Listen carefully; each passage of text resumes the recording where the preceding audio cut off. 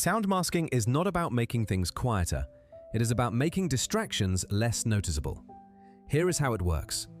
When background noise is at a consistent level, sudden sounds, like a door closing or someone talking, have less contrast.